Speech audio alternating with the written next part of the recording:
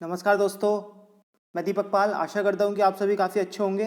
आज इस वीडियो में आज हम पढ़ने वाले हैं वही वीकली करंट अफेयर। ठीक है, इसमें आज हम 1 मई से लेकर 10 मई तक की जो मुख्य मुख्य घटनाएं घटित हुई हैं वो हम पढ़ने वाले हैं। आप सभी जानते हैं कि आपका कितने हुए 30 अंक में सामान्य ज्ञान, क्या है दोस्त, सामान्य ज्ञान, सामान्य ज्ञान और करंट अफेयर ये पार्ट है। इसमें से आपके 30 प्रश्न आने हैं जो आपके लिए काफ़ी महत्वपूर्ण हो जाता है। और इसका वेटेज वही करंट अफेयर का 30 प्रश्नों में लगभग 24 से 25 प्रश्न हमेशा रहेगा। आने वाले समय में भी आपने आप देखा होगा, आप और भी एग्जाम देते होंगे तो करंट अफेयर कितना रोल निभाने लगा है। अगर आप हमारे फेसबुक पेज से यूपी पाठशाला पर नहीं जुड़े हैं तो यूपी पाठशाला सर्च कर जुड़ सकते हैं। ठीक है, वहाँ पर मैं current affair, PIB, all India radio और डीडी न्यूज़ से जो भी महत्वपूर्ण घटनाक्रम होते हैं वहाँ पर मैं शेयर करता रहता हूँ। ठीक है, वहाँ पर आपको वीडियो भी मिल जाती है, उससे एक व्यू आपके माइंड में बनता है। तो दोस्तों बिल्कुल भी शुरू करते हैं। पहली न्यूज़ है, एक आवासीय शिखर सम्मेलन में भाग लेने के लिए पीएम कौन? नरेंद्र मोदी। ठीक है, एक आवासीय सम्मेलन हुआ है, उसमें पीएम मोदी ने भाग लिया है। ये कौन सा सम्मेलन है उस पर चर्चा करते हैं। पीएम नरेंद्र मोदी ने 4 मई 1920 को गुटनिरपेक्ष महामारी के खिलाफ अपनी लड़ाई में सदस्य देशों के समन्वय को बढ़ाने के लिए गुटनिरपेक्ष आंदोलन के आवासीय शिखर सम्मेलन में भाग लिया। अजरबैजान के राष्ट्रपति इल्हा अलीयेव आंदोलन के वर्तमान अध्यक्ष हैं। ठीक है, जो ये नाम हुआ इसके वर्तमान अध्यक्ष कौन है? आपसे ये क्वेश्चन भी यहाँ पे बन सकता है। तो वो कौन है भाई? अजरबैजान के राष्ट्रपति हैं अलीयेव, इल्हाम अलीयेव। तो ये पॉइंट भी आपको याद रखना है।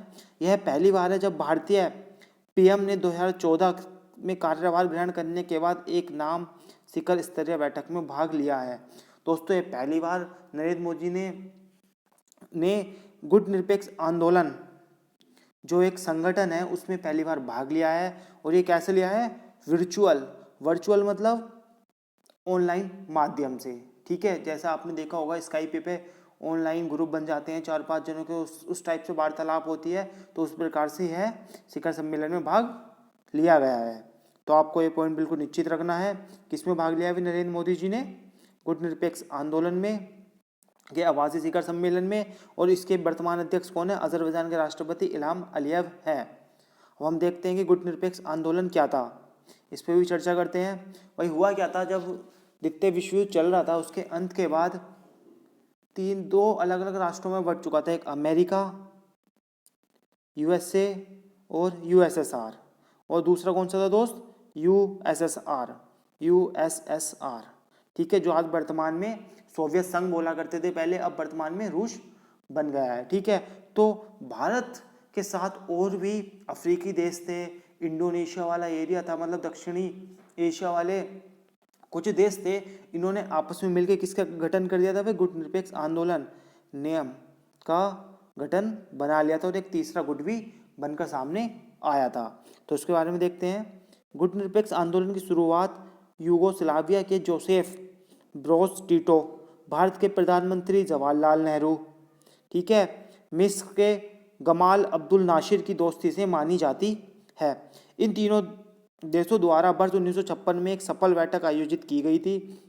इंडोनेशिया के राष्ट्रपति सुकर्णो भी थे वही उसमें, और घाना के प्रधानमंत्री वामे एनक्रुमा द्वारा इस बैठक को जोरदार समर्थन दिया गया। यह 5 नेता गुटनिरपेक्ष आंदोलन के संस्थापक नेता हैं। तो आपसे क्वेश्चन पूछा जाता है कि गुटनिरपेक्ष आंदोलन के संस्थापक नेता, संस्थापक देश भारत भी था क्या? तो था।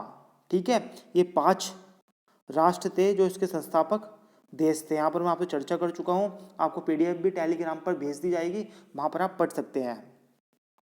ठीक है, पहला गुटनिरपेक्ष आंदोलन कब हुआ था, ये क्वेश्चन भी आपका बन सकता है। तो पहला गुटनिरपेक्ष आंदोलन सन 1961 में बेलग्रेड में आयोजित किया गया था। कहाँ किया गया था दोस्त? बेलग्रेड में आयोजित किया गया था। पहले गुटनिरपेक्ष आंदोलन में 25 सदस्य देश शामिल हुए। समय गुजरने के साथ गुटनिरपेक्ष आंदोलन की सदस्य संख्या बढ़ती गई, जिसमें वर्तमान में मतलब प्रेजेंट टाइम में 120 सदस्य है। ठीक है दोस्त, तो ये पॉइंट आपको याद रखना है। आशा करता हूँ कि आपको न्यूज़ काफ़ी पसंद आई होगी। तो नेक्स्ट है, पीटर्सबर्ग जलवायु वार्ता का 11वां मतलब पीटर्सबर्ग एक जगह है, वहाँ पर जलवायु वार्ता का 11वां सत्र हुआ है और आजकल आप सभी जानते हैं सब वीडियो कॉन्फ्रेंसिंग के द्वारा संबोधन हो रहा है। तो भारत सहित 30 देशों के साथ पीटर्सबर्ग जलवायु संवाद का 11वां सत्र 28 अप्रैल 2020 को एक वीडियो कॉन्फ्रेंसिंग के माध्यम से हुआ। इसमें कौन था भाई, किसने भारत की तरफ से किसने पार्टिसिपेट किया है? इसमें केंद्रीय पर्यावरण वन और जलवायु परिवर्तन मंत्री प्रकाश जावड़ेकर ने संवाद में भाग लिया। तो क्वेश्चन आपके लिए कि यहाँ भी बन जाता है कि केंद्रीय पर्यावरण वन और जलवायु परिवर्तन मंत्री कौन है? प्रकाश जावड़ेकर जी हैं, ठीक है। और संवाद की मेजबानी कौन कर रहा था? जर्मनी कर रहा था, ठीक है। और इसमें हुआ क्या था, इसमें पीटर्सबर्ग जलवायु वार्ता सम्मेलन में वीडियो कॉन्फ्रेंसिंग के माध्यम से क्या क्या चर्चाएं हुई हैं? तो कोविड-19 के बाद समाजों और अर्थव्यवस्थाओं से निपटने के तरीकों पर चर्चा करने के लिए संवाद आयोजित किया गया है। तो दोस्तों नेक्स्ट है, रामायण ने बनाया एक विश्व रिकॉर्ड। आप सभी जानते हो कि डीडी नेशनल पर एक न्यूज़ चल रही थी, ठीक है दोस्त। उस पे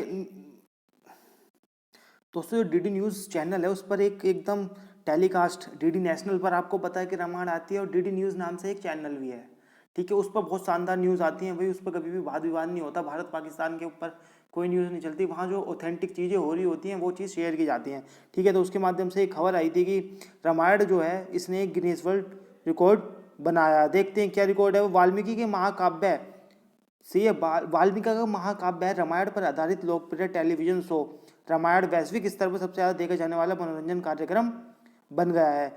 लगभग 77 मिलियन 277 मिलियन लोगों द्वारा एक ही दिन में शो को देखने पर इसने रिकॉर्ड तोड़ दर्शकों की संख्या दर्ज की और विश्व रिकॉर्ड बनाया, ठीक है। 16 अप्रैल 2020 को बनाया, यह वाला जो रिकॉर्ड बनाया है, ठीक है। तो आपको ये चीज़ देखनी है, बस आपसे ये पूछा जाएगा कि कौन सा सीरियल था जो डीडी न्यूज़ पर था जिसने विश्व रिकॉर्ड बनाया, तो रामायण, ठीक है। अगली न्यूज़ देखते हैं दोस्तों, क्या है चर्चा में।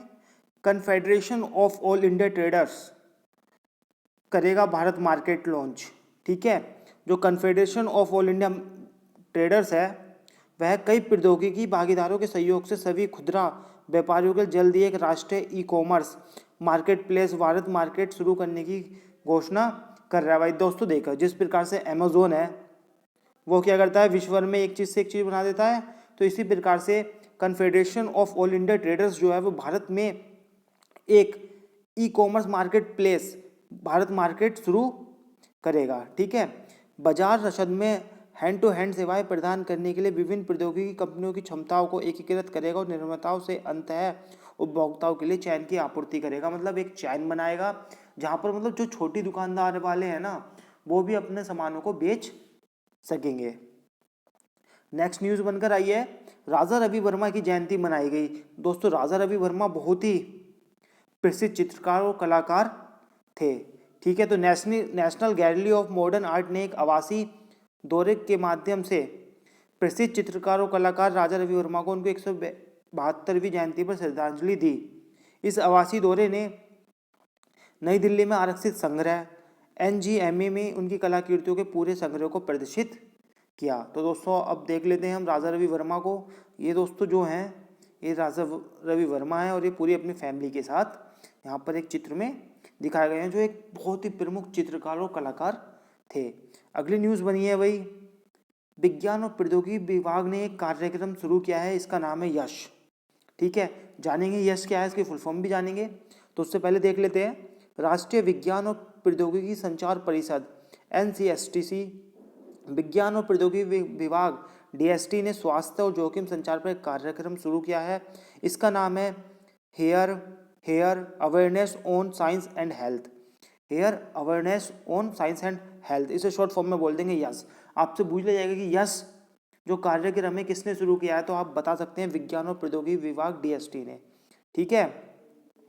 यह स्वास्थ्य पर जमीनी स्तर की सराहना और प्रतिक्रियाओं को बढ़ावा देने के लिए एक व्यापक और प्रभावी विज्ञान और स्वास्थ्य संचार का प्रयास है।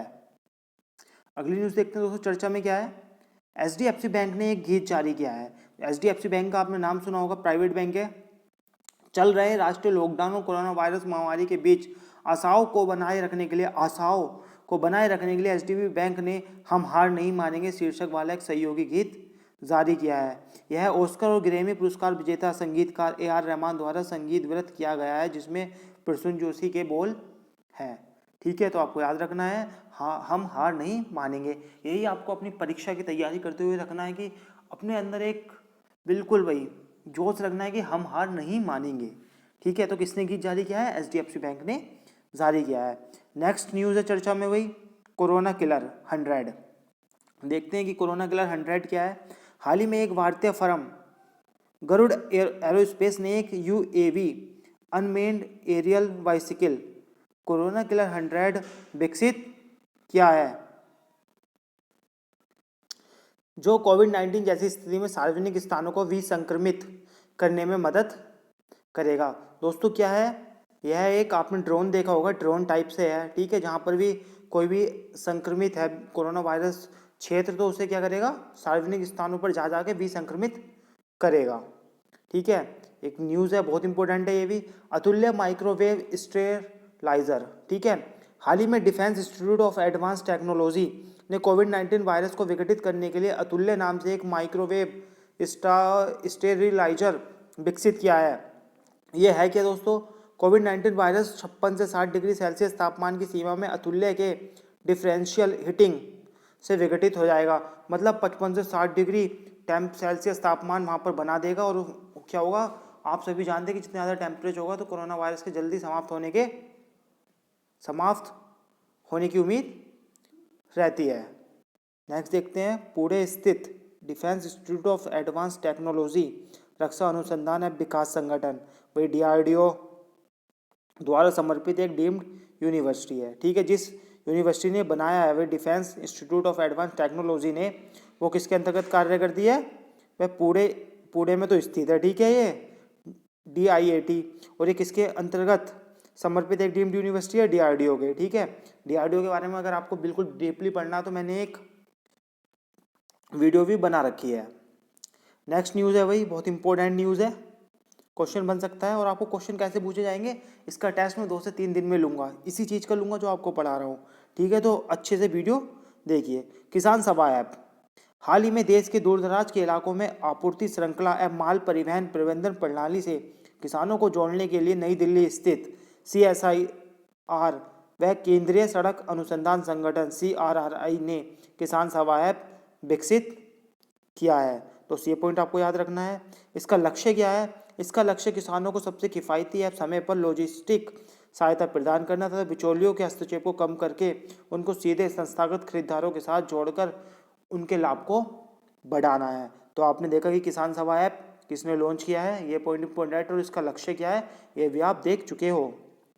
देख लेते हैं, यहाँ पर आया है भाई CSIR व CRI संस्थान है क्या, इसके बारे में देख लेते हैं। CSIR केंद्रीय सड़क सुरक्षा संगठन वर्ष 1952 में स्थापित एक प्रमुख राष्ट्रीय प्रयोगशाला है।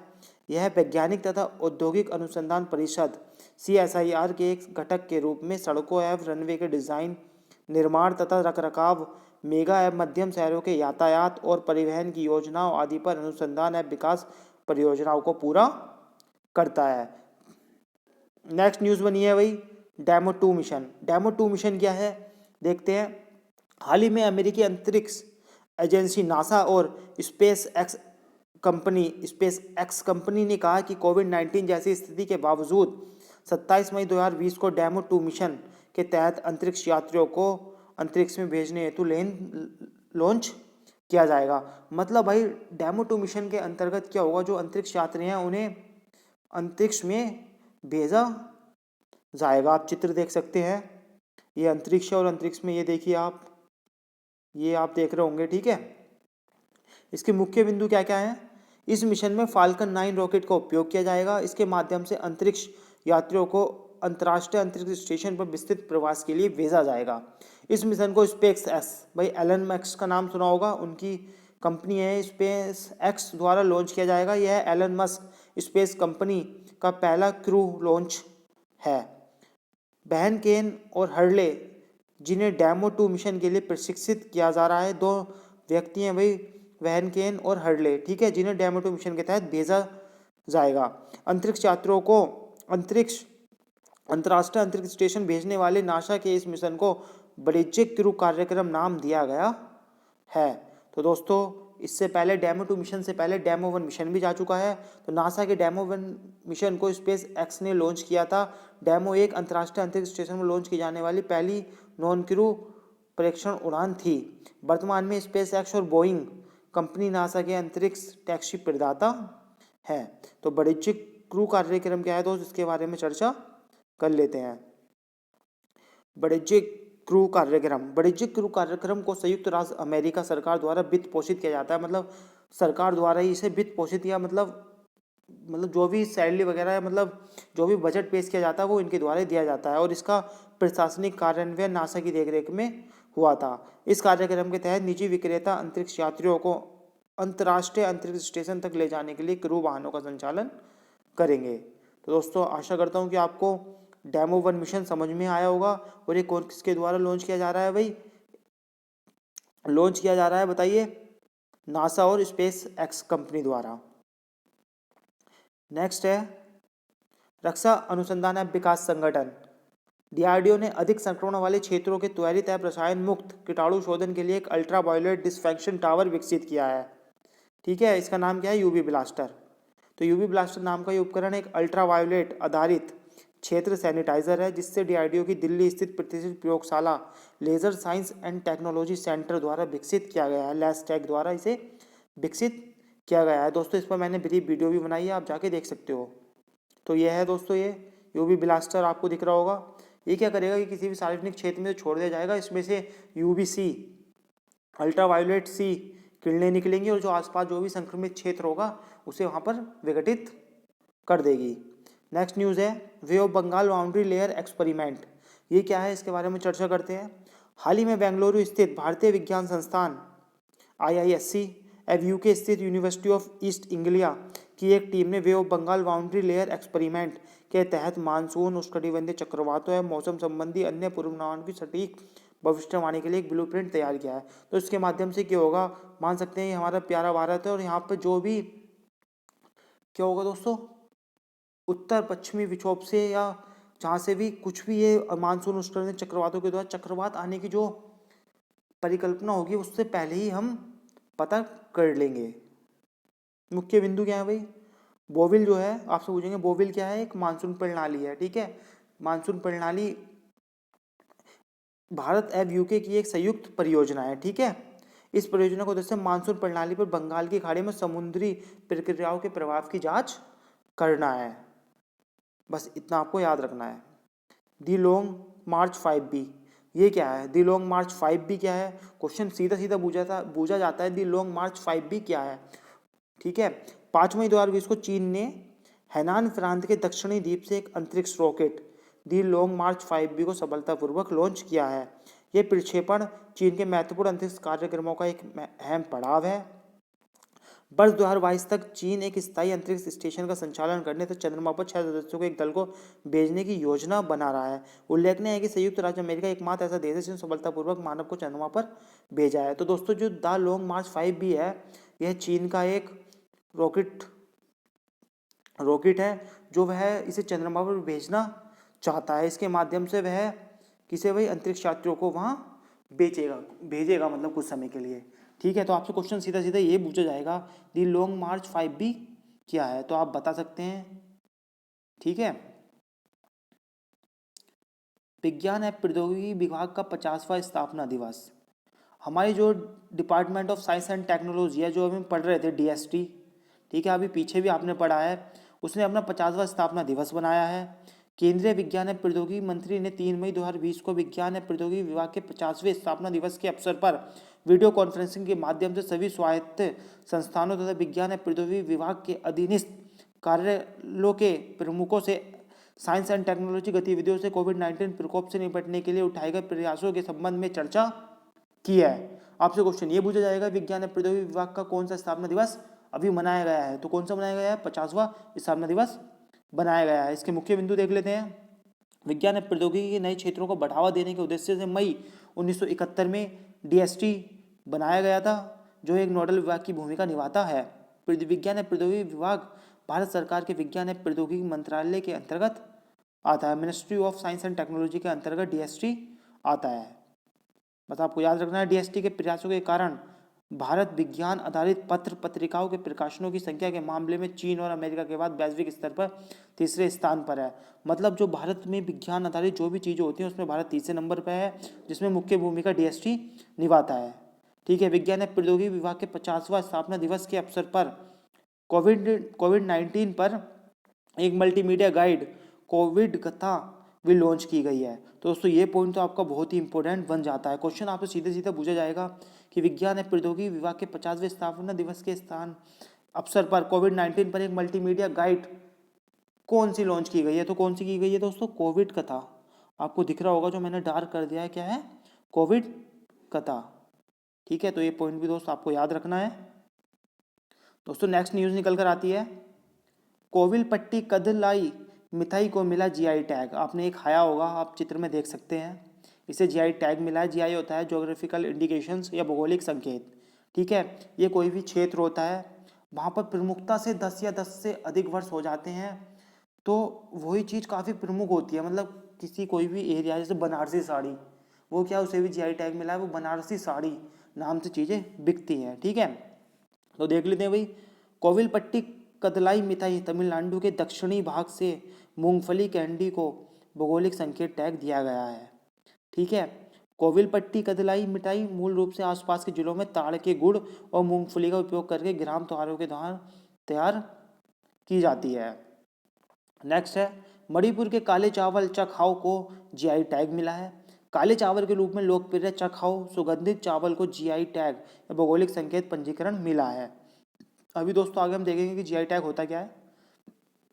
इसकी खेती सदियों से मणिपुर में की जाती है। जीआई पंजीकरण एक संकेत है जो किसी विशेष क्षेत्र से उत्पादित वस्तुओं की पहचान करता है, जिसकी भौगोलिक स्थिति के कारण विशेष गुणवत्ता या प्रतिष्ठा होती है, और जीआई ब्रांडेड सामान का उपभोक्ताओं के बीच एक महत्वपूर्ण मूल्य होता है। ठीक है, आपसे क्वेश्चन पूछेगा कि चखाओ को अभी जीआई टैग मिला है, किस राज्य से संबंधित है? तो मणिपुर से है। क्वेश्चन पूछ लेगा कोविलपट्टी कदमलाई मिठाई किस राज्य से संबंधित है जिसे अभी जीआई टैग मिला है, भौगोलिक संकेतक मिला है? तो ये तमिलनाडु से संबंधित है। अब आया है नेक्स्ट ही, कश्मीर केसर को जीआई टैग। सुगंध के लिए सबसे लोकप्रिय मसालों में से एक कश्मीरी केसर को भौगोलिक संकेत टैग मिला है। दस्तावेजों के अनुसार भौगोलिक संकेत रजिस्ट्री ने जीआई नंबर 635 के साथ केसर पर जीआई टैगिंग को मंजूरी दी है। कश्मीरी केसर विश्व के किसी भी अन्य केसर उत्पादकों की तुलना में अधिक औषधीय मूल्य वाले गुणों में श्रेष्ठ माना जाता है। दोस्तों ये आप फुल देख सकते हैं, आपके सामने मैं लेकर आया हूँ। ये कश्मीरी केसर इससे प्राप्त की जाती है। तो दोस्तों हम जरा अब चर्चा करते हैं गोरखपुर के में भी किसी चीज़ को जीआई टैग मिला है, वो देखते हैं और जीआई टैग पर थोड़ी सी डिस्कशन करते हैं। दोस्तों देखते हैं कि जो गोरखपुर का वो है भाई, गोरखपुर के टेराकोटा को भी जीआई टैग मिला है। पुरानी कला जिसमें घोड़े हाथी की मिट्टी की आकृति बनाई जाती है। जो टेराकोटा है एक पुरानी कला है जिसमें घोड़े हाथी की मिट्टी की आकृति बनाई जाती हैं। आप चित्र के माध्यम से देख सकते हैं इस प्रकार की टेराकोटा के अंतर्गत हस्तशिल्प कला के द्वारा ये चीज़ें बनाई जाती हैं जिसे जीआई टैग मिला है। अब हम देखते हैं भाई जीआई टैग होता क्या है। जीआई टैग को बोलते हैं भाई ज्योग्राफिकल इंडिकेशन, मतलब भौगोलिक संकेत। किसी विशेष उत्पाद को भौगोलिक क्षेत्र में 10 वर्ष या अधिक समय तक उत्पादित किया जाता रहा हो तो उसे जीआई टैग प्रदान किया जाता है। अंतर्राष्ट्रीय स्तर पर WTO वर्ल्ड ट्रेड ऑर्गेनाइजेशन के ट्रिप्स पर समझौते के तहत इसे लागू किया जाता है। राष्ट्रीय स्तर पर जीआई एक्ट 1999 के तहत पारित हुआ तथा 2003 में लागू हुआ। जो अपना राष्ट्रीय स्तर पर 2003 में लागू हुआ था। आपसे क्वेश्चन बन सकता है कि प्रथम जीआई टैग किसे दिया गया था? तो दार्जिलिंग की चाय को 2004 में मिला था। अन्य महत्वपूर्ण जीआई टैग हैं जो पिछले साल मिले थे, इनमें है, चर्चा कर लेते हैं। मयूर गुड़ है भाई केरल का। ठीक है, कालीन है भदोई की, जो भदोई से होंगे वो जानते होंगे। शाही लीची है भाई बिहार की। ठीक है, कदमान हल्दी ये कहाँ है भाई? उड़ीसा की है जिसे जीआई टैग मिला है। चिकनकारी लखनऊ, आप जानते होंगे कि चिकन के लिए फेमस है लखनऊ। और कड़कनाथ मुर्गे के लिए मध्य प्रदेश, ये 2019 में दिए गए थे। और 2020 में कौन कौन से मिले हैं? एक गोरखपुर के टेराकोटा को मिला है और 3 अभी आप पढ़ चुके हैं। कश्मीरी केसर है, ठीक है, वो मिठाई थी, आप ये चीज़ें देख चुके हैं। तो अब अगली न्यूज़ पे चर्चा करते हैं। दोस्तों अगली न्यूज़ बनती है महाराष्ट्र के गौरवशाली अतीत पर नई पुस्तक। ठीक है, देखते नई पुस्तक क्या है। एक नई पुस्तक महाराष्ट्र के इतिहास और विकास पर एक समृद्ध अतीत से आधुनिक समय तक का विवरण करेगी और देश की संस्कृति और विचार के चित्रीय वनिका में उसके विशाल योगदान को सूचीबद्ध करेगी। ठीक है, ये आपको देख रहे होंगे शिवाजी हैं, बस आपको पुस्तक का नाम लिखना है, इतना आपको याद रखना है। Shivaji in South Block the unwritten history of a proud people नामक पुस्तक पत्रकार गिरीश कुबेर द्वारा लिखी गई है। आपसे क्वेश्चन पूछा जाएगा कि Shivaji in South Block the unwritten history of a proud people नामक पुस्तक किस पत्रकार ने लिखी है, तो गिरीश कुबेर द्वारा लिखी गई है और ये अक्टूबर 2020 में इसका विमोचन किया जाएगा, पब्लिश होगी। नेक्स्ट न्यूज़ है भाई विश्व प्रेस स्वतंत्रता दिवस। ये कब मनाया जाता है? 3 मई को विश्व प्रेस स्वतंत्रता दिवस मनाया जाता है। बाकी दोस्तों आगे भी बिल्कुल आपको खेलकूद पुरस्कार, निधन योजनाएं, ठीक है, प्रमुख व्यक्ति, उन सब पे अलग से बिल्कुल आगे आपको मिलेगी।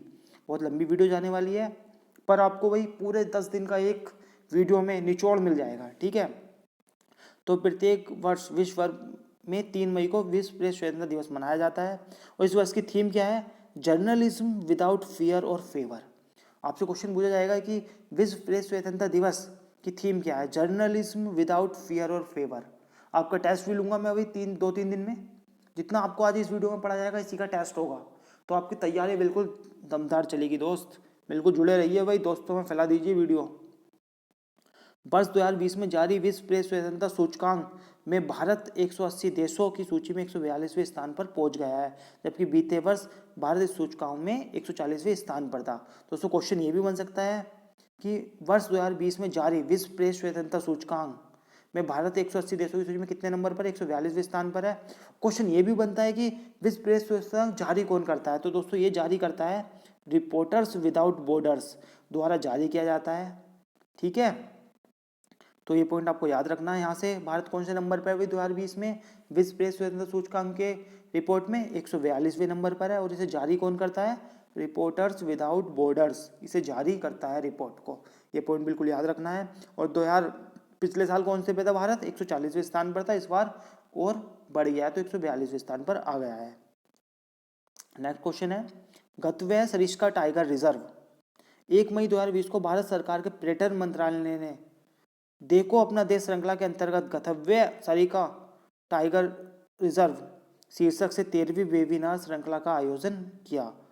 ठीक है दोस्त, ये कहाँ पर स्थित है? सरिस्का टाइगर रिजर्व अरावली की पहाड़ियों में स्थित है और ये कहाँ? राजस्थान में है। सरिस्का राष्ट्रीय उद्यान को वर्ष 1995 में अभयारण्य घोषित किया गया और 1979 में इसे एक राष्ट्रीय उद्यान का दर्जा दिया गया। दोस्तों नेशनल पार्क बना दिया गया। ठीक है, आप जानते होंगे कि अभयारण्य क्या होते हैं? जहाँ पर चीता वगैरह वो प्रजाति रहती हैं। ठीक है, इस प्रकार का रीजन होता है दोस्तों। एक होता है कोर, ठीक है, जहाँ पर सिर्फ यही रह सकते हैं, नेशनल पार्क हुए, अभयारण्य स्थित होते हैं। और ये होता है बफर जोन। 2 जोन होते हैं दोस्त, कोर जोन, प्योर जोन वहाँ होता है जहाँ पर किसी भी मानवीय गतिविधि के क्रियाकलाप नहीं होते हैं। ठीक है, बस इतना याद रखो और ज़्यादा इसमें इंपॉर्टेंट नहीं है। सरिस्का भारत में पहला टाइगर रिजर्व है जहाँ रॉयल बंगाल टाइगर्स की सफलतापूर्वक बसाया गया है और वर्तमान में इस रिजर्व में लगभग 20 बाघ हैं। तो आप ये भी याद रख सकते हैं। टिकरी पैरा क्या है दोस्तों? क्वेश्चन बन जाएगा टिकरी पैरा क्या है। तो दोस्तों पंजाब व हरियाणा राज्यों में कोविड-19 संक्रमण को रोकने के लिए टिकरी पैरा का उपयोग किया जा रहा है। मतलब होता क्या है इसके अंतर्गत? रात में गांव के ही कुछ लोग एक जगह रात में पहरा लगाते हैं और बाहरी व्यक्तियों को अंदर नहीं घुसने देते हैं। तो यह एक प्रकार की पंजाब व हरियाणा राज्यों में प्रचलित एक सामुदायिक पुलिसिंग प्रथा है। तो बहुत दोस्त ये पॉइंट बिल्कुल आपको याद रखना है, क्वेश्चन बनता है। तो डॉक्टर हर्षवर्धन ने किया कोविड कथा का शुभारंभ। ये पॉइंट आपको याद रखना है। डॉक्टर हर्षवर्धन जी ने क्या कोविड कथा का शुभारंभ किया है। ये होगा क्या? रोग पर एक मल्टीमीडिया गाइड कोविड कथा का शुभारंभ किया है। कोविड कथा एक दिलचस्प और इंटरैक्टिव मोड में जनता को वैश्विक संकट पर समेकित और प्रामाणिक जानकारी प्रदान करेगी। ठीक है, तो ये क्वेश्चन आपसे बन जाएगा कि डॉक्टर हर्षवर्धन जी ने क्या शुभारंभ किया है? तो कोविड कथा नाम की एक मल्टीमीडिया गाइड। जेमिनी रॉय कौन है? 2 मई 2020 को राष्ट्रीय आधुनिक कला संग्रहालय ने अग्रणी कलाकार जैमिनी रॉय को उनकी 133वीं जयंती वर्ष पर आवासीय माध्यम से मतलब वर्चुअल माध्यम से श्रद्धांजलि अर्पित की। ये कौन थे? जैमिनी रॉय का जन्म पश्चिम बंगाल के बांकुरा जिले में 11 अप्रैल 1887 को हुआ। वे 20वीं सदी में वही 1900 से लेके 2000 तक में, ठीक है, कौन थे? आधुनिकतावादी भारतीय चित्रकार थे। वे अवनींद्र नाथ टैगोर के सबसे प्रसिद्ध शिष्यों में से एक थे। दोस्तों ये क्वेश्चन मैं आपको एक्स्ट्रा नॉलेज इसलिए दे रहा हूँ कि आपको कुछ कनेक्टिविटी बनी रहे, वरना आपसे तो ये क्वेश्चन पूछा जाएगा कि जैमिनी रॉय कौन थे, तो आप बता सकते हो अगर आपको पता होगा। ये फोटो है उनका, देख सकते हैं। वे पश्चिमी पद्धति की तकनीक में औपचारिक रूप से प्रशिक्षित पहले भारतीय चित्रकार थे, किंतु उन्होंने बंगाल की स्थानीय लोक कलाओं काली घाट चित्रकला पद्धति से संबंधित विषय वस्तु का अपनी कला में समावेश किया और कीमती कैनवास या ऑयल पेंट्स को छोड़कर सस्ती सामग्रियों का इस्तेमाल शुरू किया। दोस्तों क्वेश्चन बन जाता है कि काली घाट चित्रकला पद्धति कहाँ प्रचलित थी? बंगाल में, ठीक है। काली घाट चित्रकला या काली घाट पट एक कला रूप है जो 19वीं शताब्दी के प्रारंभ में कलकत्ता के प्रसिद्ध काली घाट के काली मंदिर के आसपास विकसित हुआ। इस चित्रकला का अभ्यास पटुआ नामक कलाकार किया करते थे। स्थानीय विषय वस्तु को प्रमुखता देने के कारण जैमिनी राय स्वयं को पटुआ कहलाना ज़्यादा पसंद करते थे। दोस्तों इनकी कीर्ति इतनी शानदार थी, अभी मैं आपको जिज्ञासा तो जरूर उत्पन्न हो रही होगी आपके अंदर कि हाँ भाई कीर्ति कैसी थी, आपके लिए लेकर आया हूँ, बिल्कुल बने रहिए। देखिए दोस्त कितनी शानदार 19वीं सदी में वही इस टाइप की पेंटिंग बनाना अपने आप में एक लाजवाब चीज़ थी। उन्होंने अपनी चित्रकला में रामायण, महाभारत या कृष्ण लीलाओं के दृश्यों, गांव की सामान्य स्त्री पुरुष के चित्रण आदि को प्रमुखता दी है। आप देख सकते हैं ये जैमिनी रॉय द्वारा बनी हुई पेंटिंग्स हैं। इन्हें वर्ष 1934 में तत्कालीन वायसराय द्वारा स्वर्ण पदक मिला था। 1954 में भारत सरकार द्वारा पद्म भूषण दिया गया है और 1955 में ललित कला अकादमी फेलोशिप द्वारा प्रदत्त फाइन आर्ट्स में सर्वोच्च सम्मान भी जैमिनी रॉय जी को दिया गया है। आप देखिए काली माता के इन्होंने चित्र बना रखा। वाह पेंटिंग देखिए कितनी शानदार उस टाइम में यार, आप अलग ही चीज समझ रहे होगे। अर्कटिका एम, ये क्या है भाई? अर्कटिका एम है क्या? आपसे पूछ लिया जाएगा क्वेश्चन, जब आपने बिल्कुल पढ़ा नहीं होगा तो कैसे बता पाओगे। हाल ही में रूस की लावोस्किन एरोस्पेस कंपनी ने के जनरल डायरेक्टर ने जानकारी दी है कि रूस इस वर्ष के अंत में आर्कटिक जलवायु या पर्यावरण निगरानी के लिए अपना पहला आर्कटिका एम नामक उपग्रह लॉन्च करेगा। ठीक है दोस्त, तो सोता क्या है आपने बताई, हमारी पृथ्वी है, ठीक है। आपसे एक चीज डिस्कस कर लेते हैं, रुक जाइए। उसी क्या है, ये अपनी पृथ्वी है, ठीक है। यहाँ पे क्या है 0 डिग्री पे भूमध्य रेखा है और यहाँ पे क्या है उत्तरी गोलार्ध और यहाँ पे दक्षिणी गोलार्ध। तो जो एरोस्पेस है आर्कटिका, यहाँ पे क्या आर्कटिक क्षेत्र होता है, यहाँ पर आर्कटिका, तो यहाँ पर क्या करेगा अपना पहला एक उपग्रह लॉन्च करेगा जिसका नाम है आर्कटिका एम। ये क्या है इसके बारे में देख लेते हैं। पहला आर्कटिका एम अंतरिक्ष यान जो वर्तमान में रेडियो इलेक्ट्रॉनिक परीक्षण से गुजर रहा है को वर्ष 2020 के अंत तथा दूसरा आर्कटिका एम उपग्रह जो अभी शुरुआती विकास के चरण में का प्रक्षेपण वर्ष 2023 में किया जाएगा। इस उपग्रह को फ्रिगेट बूस्टर के साथ सोयूज 21V रॉकेट का उपयोग करके लॉन्च किया जाएगा। आपसे क्वेश्चन पूछ लेगा कि रूस जो है वो आर्कटिका एम लॉन्च कर रहा है, उपग्रह लॉन्च कर रहा है, वो किसके माध्यम से भेजा जाएगा? तो क्वेश्चन पूछा जाएगा सोयूज 21V रॉकेट के उपयोग करके, सोयूज 21V। ठीक है दोस्त, ये पॉइंट बिल्कुल आपको याद रखना, सोयूज 21V। नेक्स्ट न्यूज़ है GNCASR प्रोफेसर आज के लिए चुने गए। तो दोस्तों देखते हैं न्यूज़ क्या है। तो दोस्तों न्यूज़ है Jawaharlal Nehru centre for advance scientific research में सैद्धांतिक विज्ञान इकाई से प्रोफेसर शोभना नरसिम्हन को American academy of arts and sciences में अंतर्राष्ट्रीय मानद सदस्य के रूप में चुना गया है। American academy of arts and science उन विद्वानों और नेताओं को सम्मानित करता है जिन्होंने विज्ञान, कला, मानविक और सार्वजनिक जीवन में खुद को प्रतिस्थापित किया है। तो दोस्तों नाम क्या है? शोभना नरसिम्हन को American academy of arts and sciences आस में अंतर्राष्ट्रीय मानद सदस्य के रूप में चुना गया है। तो नेक्स्ट न्यूज़ है space x lunar landers design करेगा। नासा ने चंद्र लैंडिंग प्रणाली बनाने के लिए स्पेसएक्स, ब्लू ओरिजिन और डायनेटिक्स को चुना, जो 2024 तक अंतरिक्ष यात्रियों को चंद्रमा तक ले जा सकते हैं। 3 कंपनियां जिनमें टेक अरबपति एलोन मस्क और जैफ बेजोस की फर्म शामिल है, नासा से $967 मिलियन साझा करेंगे। ठीक है, तो ये चीज़ आपको याद रखनी है। वैसे इतनी खास न्यूज़ नहीं है, छोड़ भी सकते हो। NIAV ने ई-कॉफ को विकसित किया।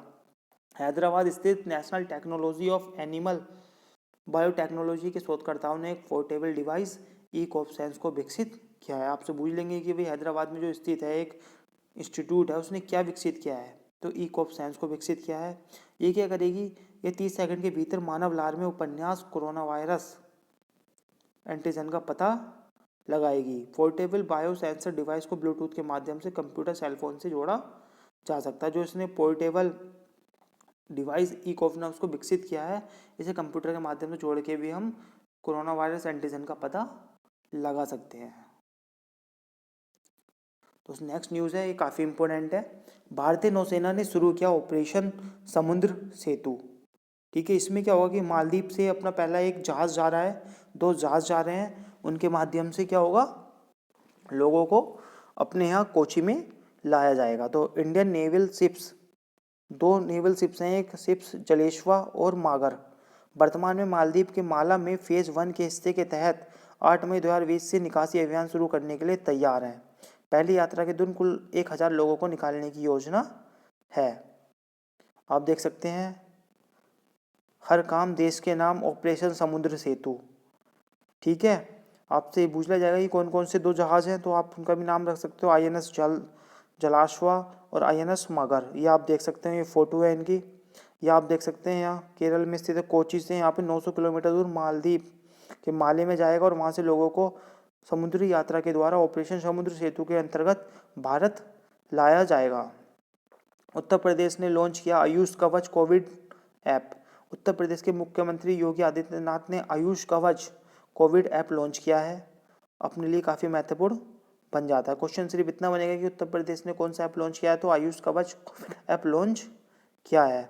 आप ये क्या है, भारत का ये मैप है नया। आप जानते हैं कि कितनी स्टेट है भाई अपने यहाँ, 28 तो राज्य हो गए हैं और 8 क्या है, 8 यूनियन टेरिटरी हो चुकी हैं।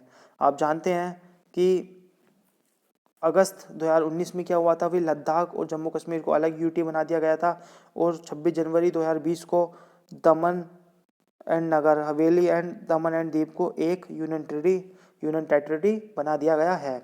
हमने उत्तर प्रदेश देखते हैं, ये अपना प्यारा क्या है, उत्तर प्रदेश है, ये अपना प्यारा उत्तर प्रदेश है। ठीक है, उत्तर प्रदेश की न्यूज़ थी, तो ये क्या है, अपना प्यारा उत्तर प्रदेश है।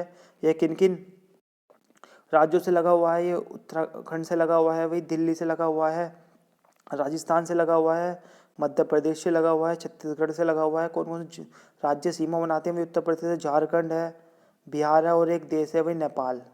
ठीक है, तो आप देख सकते हैं, और एक यूनियन टेरिटरी अपनी दिल्ली से भी लगा हुआ है। तो आप देख सकते हैं ये क्या है, अपना प्यारा भारत है। और यहाँ क्या है, ये बे ऑफ बंगाल है, यहाँ अरब सागर है। ठीक है, यहाँ से शुरू करके नीचे ऑपरेशन समुद्र सेतु भी चलाया गया है। और ये क्वेश्चन आपको बता सकता हूँ, ये क्या है, ये तटीय राज्य होते हैं, मतलब जो भी समुद्री सीमा से लगे हुए राज्य होते हैं तटीय राज्य कहते हैं। और सबसे लंबी सीमा कौन बनाता है, गुजरात बनाता है। और सबसे कम समुद्री तटीय रेखा कौन बनाता है दोस्तों, गोवा बनाता है। आप देख सकते हैं, गोवा बनाता है सबसे छोटी, और सबसे लंबी क्या है, गुजरात राज्य बनाता है तटीय रेखा। मतलब तटीय रेखा वो होती हैं जो समुद्र से घिरी होती हैं। आप देख सकते हैं कि भारत चारों इधर नीचे वी शेप में हिंद महासागर से घिरा हुआ है, मतलब इधर अरेबियन सी है, मतलब अरब सागर है, इधर क्या है, बंगाल की खाड़ी स्थित है। नेक्स्ट न्यूज़ है, किम जोंग उन को विश्व युद्ध द्वितीय पदक से रूस ने सम्मानित किया है। तो रूसी राष्ट्रपति व्लादिमीर पुतिन ने नाजी जर्मनी पर जीत की 75वीं वर्षगांठ के अवसर पर उत्तर कोरिया के नेता किम जोंग उन को एक विश्व युद्ध द्वितीय पदक से सम्मानित किया है। उत्तर कोरिया के क्षेत्र में शहीद हुए सोवियत सैनिकों की याद को सजाने में किम की भूमिका के लिए पदक प्रदान किया गया है। नेक्स्ट न्यूज़ है, ये भी निकल कर आती है, वंदे भारत मिशन शुरू करेगा भारत। भारत अपना सबसे बड़ा निष्क्रमण अभ्यास वंदे भारत मिशन शुरू करेगा, मतलब चला रहा है, 7 मई से 13 मई के बीच चल रहा है, ठीक है, वंदे भारत मिशन। इसमें क्या है, विदेशों से भारतीयों को लाया जाएगा और उनसे वही फीस भी, मतलब फेयर भी लिया जा रहा है, ठीक है। ये है क्या, ये खाड़ी और कई अन्य देशों में फंसे हजारों भारतीयों को वापस लाने के लिए असैनिक विमानों और नौसैनिक जहाज़ों की एक टुकड़ी तैनात करेगा। सरकार गर्भवती महिलाओं, बुजुर्गों, छात्रों और उन लोगों को प्राथमिकता के आधार पर वापस लाएगी जिनके पास लौटने की अनिवार्य वजह है, जैसे कि चिकित्सा आपातकाल। एलजी पॉलीमर गैस रिसाव, आप समझते हो कि 7 मई को क्या होता है, विशाखापट्टनम के एक बाहरी इलाके में क्या होता है, एलजी पॉलीमर प्लांट में से स्टेरिन गैस कौन सी थी वो, स्टाइरिन, हाँ दोस्त, स्टाइरिन गैस का क्या हुआ था, रिसाव हुआ था। आपसे क्वेश्चन पूछ सकते हैं, जो एलजी पॉलीमर गैस का रिसाव हुआ था उसमें कौन सी गैस निकली थी, स्टाइरिन, ठीक है। इसमें क्या होता है, सांस लेने में काफ़ी सारी परेशानी आने लगती है और मतली या चक्कर आने लगते हैं। तो आपसे उस क्वेश्चन ये पूछेंगे कि जो विशाखापट्टनम में गैस का रिसाव हुआ था उसमें कौन सी गैस का रिसाव हुआ था, तो स्टाइरिन, तो आपको याद रखना है। कैप्टन विजयकांत तापर की जीवनी, 1999 में कारगिल युद्ध में शहीद होने वाले कैप्टन विजय तापर, ये दोस्तों कैप्टन विजय तापर हैं। जब ये शहीद हुए थे केवल 22 वर्ष के थे। उनके एक विमोचित इलेक्ट्रॉनिक बुक का नाम Vijayant at Kargil, the life of a Kargil hero, एक पुस्तक का विमोचन हो रहा है, किया गया है। और इनके किसने कहा है, बीएन थापर, इनके पिताजी ने इस पुस्तक को लॉन्च किया है। तो आपसे क्वेश्चन बन सकता है, ठीक है। सद्भावना दूत के रूप में दिया का कार्यकाल विस्तारित, आप जानते हैं कि संयुक्त राष्ट्र पर्यावरण कार्यक्रम ने अपने राष्ट्रीय सद्भावना राजदूत के रूप में दिया मिर्जा के कार्यकाल को 2022 के अंत तक 2 वर्ष के लिए विस्तारित किया है। दिया संयुक्त राष्ट्र स्थिरता विकास लक्ष्य की एक अधिवक्ता भी है। राजदूत के रूप में अपने पहले कार्यकाल के दौरान दिया के सबसे बड़े अभियानों में से एक था बीट प्लास्टिक पोल्यूशन, जिसमें उच्चतम स्तर पर इस मुद्दे को उजागर करने में मदद की है। आपसे क्वेश्चन बनेगा कि यूएनपी संयुक्त राष्ट्र पर्यावरण कार्यक्रम में सद्भावना दूत के रूप में किसे नियुक्त किया हुआ है या किसका कार्यकाल विस्तारित किया है, तो कौन है, दिया मिर्जा। आप जानते होंगे दिया मिर्जा भारतीय फिल्में बनाती हैं। पाकिस्तानी वायुसेना में पहला हिंदू युवा, मतलब पाकिस्तान की सेना में एक पहला हिंदू युवा को नौकरी मिली है, समझ सकते हो भाई। पहली बार एक पाकिस्तानी हिंदू युवा पाकिस्तान वायुसेना में शामिल होने वाला अल्पसंख्यक समुदाय का पहला व्यक्ति बन गया है। इसका नाम है भाई राहुल देव। बस याद रखना, पाकिस्तान की वायुसेना में एक पाकिस्तानी हिंदू युवा, ठीक है, भारतीय तो नहीं कहेंगे पर नाम भारतीय है, ठीक है। महाराणा प्रताप की 480वीं जयंती मनाई गई है। तो बहादुर राजा के सम्मान के लिए महाराणा प्रताप जयंती हर वर्ष 9 मई को मनाई जाती है। ये पॉइंट आपको याद रखना हो। महाराणा प्रताप जी को आप जानते हो और इनकी इस बार कौन सी 480वीं जयंती मनाई जा रही है। संजीवनी ऐप लॉन्च, केंद्रीय स्वास्थ्य और परिवार कल्याण मंत्री डॉक्टर हर्षवर्धन ने दिल्ली में कोविड-19 स्थिति से संबंधित संजीवनी ऐप और 2 आयुष आधारित अध्ययन शुरू किए हैं, ठीक है। तो क्या करा है, संजीवनी ऐप लॉन्च किया है किसने, केंद्रीय स्वास्थ्य और परिवार कल्याण मंत्री डॉक्टर हर्षवर्धन जी ने। एप्लीकेशन से क्या होगा दोस्तों, जनसंख्या के बीच आयुष का पक्ष पोषण उपाय की स्वीकृति और उपयोग और कोविड-19 रोकथाम में इसके प्रभाव पर डेटा उत्पन्न करने में मदद मिलेगी। कैलाश मानसरोवर के लिए लिंक रोड का उद्घाटन, दोस्तों बहुत इंपॉर्टेंट खबर बन जाती है। रक्षा मंत्री राजनाथ सिंह ने 8 मई 2020 को वीडियो कॉन्फ्रेंसिंग के माध्यम से कैलाश मानसरोवर के लिए लिंक रोड का उद्घाटन किया। लिंक रोड दारूचुल्ला से लिपुलेख चीन बॉर्डर को जोड़ती है, जिसे काल मनोसंबंध यात्रा मार्ग के रूप में जाना जाता है। इससे क्या होगा दोस्तों, पहले जहाँ 5 घंटे लगते थे अब केवल 2 घंटे में हम पहुँच सकते हैं। मैं आपको मानचित्र के माध्यम से ये चीज़ समझाता हूँ। दोस्तों क्या है, जो ये अपनी सीमा बनी है, कहाँ बनी है, दारूचुल्ला से लिपुलेख। दोस्तों ये जो पॉइंट है यहाँ पर लिपू चेक पड़ता है, ठीक है, लिपू लेक, ठीक है। ये कहाँ, पिथौरागढ़ से 22 किलोमीटर दूर एक दारूचुल्ला जगह है, वहाँ से आगे को ये लिपू लेक से जुड़ता है। और यहाँ से क्या है, मानसरोवर जो तिब्बत रीजन में पड़ता है, जो अब चीन के अंतर्गत है। आशा करता हूँ कि आपको समझ में आया होगा। दोस्तों पहले क्या होता था, देखिए 3 रास्ते हैं मानसरोवर, कैलाश मानसरोवर तक जाने तक। ये मान सकते हैं कि हमारी दिल्ली है, एक रास्ता अपना पड़ता है भाई, एक रास्ता यहाँ से जाकर है, ठीक है, ये सिक्किम से होते हुए जा सकते हैं हम। दूसरा रास्ता यहाँ पर क्या हुआ, यहाँ पर एक रोड बनाई गई है दोस्तों उत्तराखंड में, ठीक है। धारूचुल्ला से यहाँ लीपू लेक तक जाएंगे हम, तो यहाँ से फिर होते हुए, जो पहले बहुत समय लगता था, अब सिर्फ वो यात्रा हम 2 घंटे में पूरी कर सकते हैं। और थोड़ा हम देख लेते हैं मैप में, ये वाला एरिया दोस्तों, लीपू लेक पास कहाँ है यहाँ, ठीक है, जहाँ ये डार्क रेड सर्कल बना हुआ है। यहाँ पर आप देख सकते हैं भारत का नेपाल बिल्कुल नेपाल सीमा के पास स्थित है। यहाँ पर क्या है, काली नदी भी बहती है, जहाँ पर काली पानी का आपने सुना होगा कि नेपाल और भारत में थोड़ा सा विवाद हो गया था सीमा को लेकर। आशा करता हूँ कि चीज़ें आपको दोस्तों काफ़ी क्लियर हुई होंगी। तो दोस्तों आपने नक्शे में भी जाना कि कैलाश मानसरोवर के जो लिंक रोड का उद्घाटन हुआ किस तरह से हुआ है। ये हमारा क्या है दोस्त, प्यारा भारत है, इसमें भी हम देख लेते हैं। यहाँ पर जो बिल्कुल यहाँ उत्तराखंड में क्या है दोस्त, जो ये वाला एरिया है, यहाँ पर बिल्कुल ही लीपू लेक पास है यहाँ पर, और यहाँ से होते हुए हम तिब्बत रीजन में जाते हैं जो अब चाइना के अंडर में आता है, ठीक है। यहाँ पर क्या है, कैलाश मानसरोवर जगह है जो भारत की काफ़ी पवित्र मानी जाती है। दोस्तों नेक्स्ट न्यूज़ है, मूडीज़ ने भारत की जीडीपी वृद्धि को घटाकर किया शून्य। दोस्तों ये कुछ संस्थाएं होती हैं, इंटरनेशनल रेटिंग एजेंसी होती हैं, जैसे मूडीज़ हो गई, इसने क्या करा है, भारत की जीडीपी ग्रोथ, सकल घरेलू उत्पाद को, जो हमारी अर्थव्यवस्था निर्भर रहती है जिसके ऊपर, उस पर 0 बताया गया है इसके लिए, ठीक है। लेकिन 2021-22 में भारत की जीडीपी को एक सकारात्मक पहलू की तरफ देखते हुए 6.6 तक की उछाल का अनुमान भी लगाया है। तो दोस्तों पिंच है, पिंच ने कितना 0.8% माना हुआ है, इंटरनेशनल मॉनेटरी फंड ने 1.9, वर्ल्ड बैंक ने 1.5 से 2.8%, ठीक है। तो आप ये याद रख लेना, पर इतनी इंपॉर्टेंट नहीं है, बस आप ये देखिए कि मूडीज़ ने भारत की जीडीपी वृद्धि को 2020 में 0 बताया है। आप सभी जानते हैं कि कोरोना वायरस से भी पूरा विश्व लड़ रहा है, तो जीडीपी तो नीचे जानी है।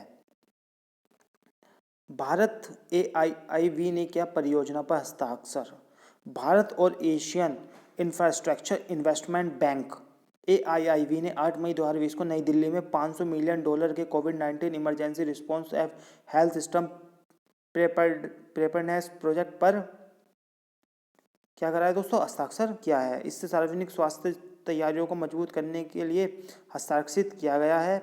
यह बैंक से भारत के लिए पहला स्वास्थ्य क्षेत्र का समर्थन है। अब देख लेते हैं AIIB क्या है। आपसे क्वेश्चन बस इतना पूछेगा, जो एशियाई इंफ्रास्ट्रक्चर इन्वेस्टमेंट बैंक अंतर्राष्ट्रीय वित्तीय संस्था है जिसका उद्देश्य एशिया प्रशांत क्षेत्र में बुनियादी ढांचे के निर्माण का समर्थन करना है। बैंक चीन की सरकार द्वारा प्रस्तावित किया गया था। देख लेते हैं AIIB जो है, इसका भी मुख्यालय कहाँ है, बीजिंग चीन में है। इसकी स्थापना हुई थी 16 जनवरी 2016 को। बस इतना आपको याद रखना है। यूपी सरकार ने क्या प्रवासी राहत मित्र ऐप लॉन्च, यूपी सरकार ने क्या है, प्रवासी राहत मित्र ऐप लॉन्च। उत्तर प्रदेश सरकार ने देश के विभिन्न हिस्सों से लॉकडाउन के बाद लौट रहे राज्य के प्रवासी कामगारों के लिए प्रवासी राहत मित्र ऐप लॉन्च किया है। इस बहुउद्देश्य ऐप का उद्देश्य प्रवासी श्रमिकों को सरकारी योजनाओं का लाभ प्रदान करना है। इसे संयुक्त राष्ट्र विकास कार्यक्रम के सहयोग से राज्य के राजस्व विभाग द्वारा विकसित किया गया है। कुछ अब योजनाएं आती हैं दोस्त, अब योजनाएं देख सकते हैं हम। सारी जो न्यूज़ थी अब क्रम से पढ़ेंगे, वही योजनाएं आ गई हैं। बाकी जो बहुत इंपॉर्टेंट पॉइंट निकाल कर रहा हूँ, ये